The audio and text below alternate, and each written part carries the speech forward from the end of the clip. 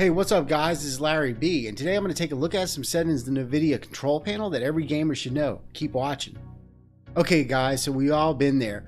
We get a new game, we play it, and for some reason it just doesn't work well. We meet the recommended specs, hell we beat the recommended specs, yet for some reason the game's constantly dropping crazy FPS, lagging, stuttering, and just runs like crap.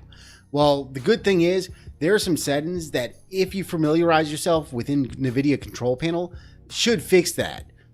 Okay guys, so before we get started, let's make sure that you're familiarized with how Vsync works and what it does. Basically all Vsync does is it takes your monitor's refresh rate and the displayed image, your FPS, and puts them in sync. This works pretty well as long as you're above your monitor's refresh rate. However, if you fall under your monitor's refresh rate, for instance to 59 FPS, Vsync will cause your FPS to drop to half your monitor's refresh rate in order to keep the two in sync. Okay, so there's a few ways around this problem. One, the most obvious is just to disable Vsync, and it's fine. I mean, if you can deal with screen tearing, just disable Vsync and you're okay.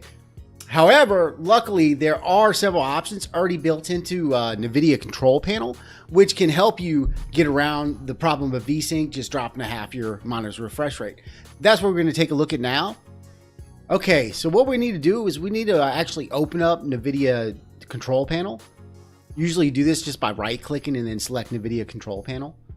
We're going to want to go to our manage 3D. Oh, before any of this will take effect, it's important that you go to adjust, image setting with preview, and you select use the advanced 3D image settings. By default, it should say let the 3D application decide. If you leave that on, none of this will take effect. So make sure to go in, enable use the advanced 3D image settings, and then go over to manage 3D settings. Okay, under manage 3D settings, if we scroll down, you'll see a spot for triple buffering towards the bottom. What triple buffering basically is it's a form of Vsync but instead of just rendering a few frames ahead, it renders 3 frames ahead. What this allows for is instead of where Vsync, if you drop under your monitor's refresh rate, it drops down to half, triple buffering actually drops down in stages. So say you drop under your monitor's refresh rate, instead of it dropping to 30 FPS, triple buffering will drop down to 55 FPS. And if you drop down to 55 FPS, triple buffering will drop down to 50, and so on. This tends to work out pretty well. The problem with triple buffering, however, is it has a noticeable effect on input lag. Triple buffering tends to work really well with like slower games, say MMOs, strategy games that don't really require a lot of quick reflex response times. Your games like a Twitch-based FPS, maybe racing games, something like that. Triple buffering can have a noticeable effect on your input.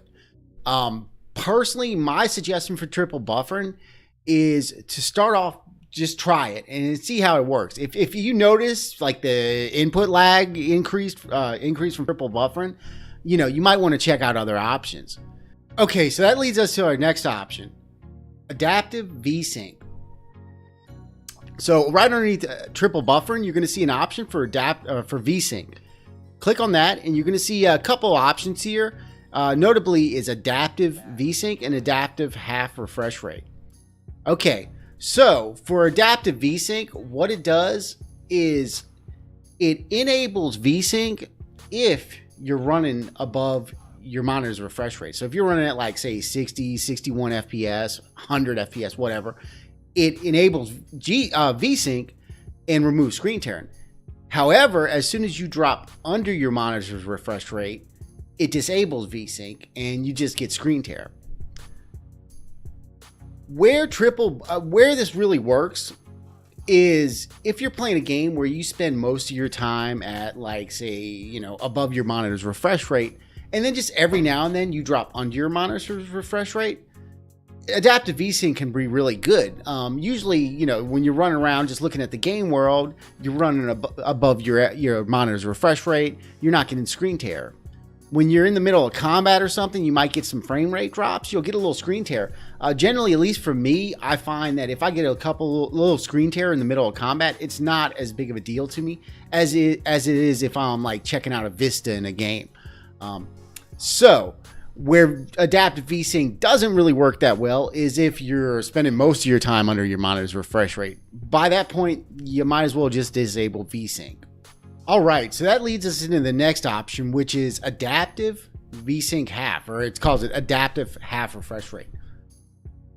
What that is basically adaptive sync half your refresh rate. So if you have a 60 Hz monitor, it will limit your FPS to 30 Hz. What this does is it can basically lead to a very consistent gaming experience, even on really underpowered hardware. That's kind of like using a console. The problem with it, of course, is it limits your FPS to 30. So if you're particularly susceptible to low FPS, you're probably not going to like that setting.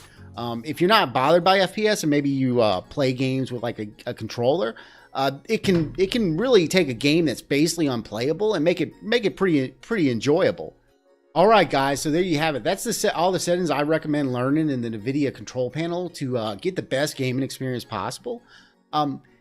Another option, if you just don't want to deal with all this, is looking into something like a G-Sync gaming monitor. Personally, I that's what I have, just G-Sync monitors. They remove the need for messing with a lot of this. If you're interested in G-Sync gaming monitors, I'll leave an affiliate link down below.